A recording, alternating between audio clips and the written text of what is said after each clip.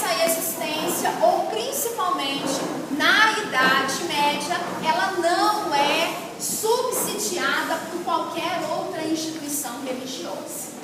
Durante a Idade Média, né, apenas a religião oficial, a religião legítima, era a religião católica. Quaisquer outras manifestações religiosas na Europa, nesse período, eram constituídas como heréticas e perseguidas, julgadas, né, e também apenadas pela própria igreja por professarem equivocadamente a fé cristã. Então, o direito canônico, ele tem essa especificidade. Por que ele é único? Por que ele, na verdade, ele foi absorvido, ou influências do direito canônico acabou também, em certa medida, refletindo em outros países europeus, em outras legislações, e delas trazidas para a América, né? Mas são, como eu disse, influências. Ele é único pelo fato de que a única instituição religiosa que criou um código jurídico foi a religião católica no Ocidente. Correto? Isso aí tem alguma dúvida? Ficou entendido? Então, dentro desse aspecto, pode voltar lá no início, por favor, no primeiro slide. Nós vamos trabalhar e discutir o conceito, alguns conceitos do texto. Né?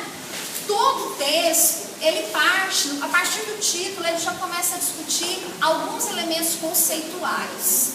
Que os conceitos, a autora Lígia Mori Madeira, que é a autora desse texto, ela traz para a gente. Ela traz o conceito de herança, que é um conceito que nós já temos discutido desde o primeiro dia de aula. O direito, ele é constituído por base em suas fontes. E essas fontes são o quê? Heranças, mas que eu usei a palavra legado, né? Então, quais são as heranças jurídico-políticas ainda da Idade Média, que vieram ao longo do tempo? Qual é o período que constitui a Idade Média? Do século V ao XIII, ao XIV. Do 5 ao 14. Por que o 5, professor? O 5, gente, marca a falência do Império Romano, né? Em 476. Então, ele marca a falência do Império Romano, e nessa falência do Império Romano, marca-se também a ascensão da Igreja Católica, né? Então, é substituída a ordem de autoridade.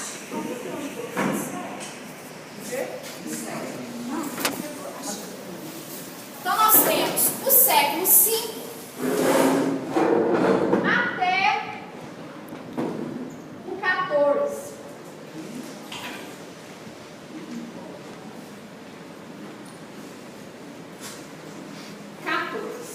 Que o 14 fica aí em torno, né, mais ou menos, do ano 1301 a 1400. Só que nessa fase, nesse período, a Idade Média e o direito medieval, conforme um objeto de lei como objeto cultural, ele nunca vai deixar de ser, apesar de nós termos tido um brasileiro, um pensador, um teórico que se destacou ao discutir que o direito é um objeto cultural tridimensional, que é o Miguel Ferrari. Mas ainda não se tinha entendido, teoricamente, esse papel, essa ação do direito. Então, hoje nós estamos discutindo essas questões, mas naquela época não se pensava sobre isso. Então, a Idade Média começa no século V. Nós temos, na Idade Média, uma divisão oficial.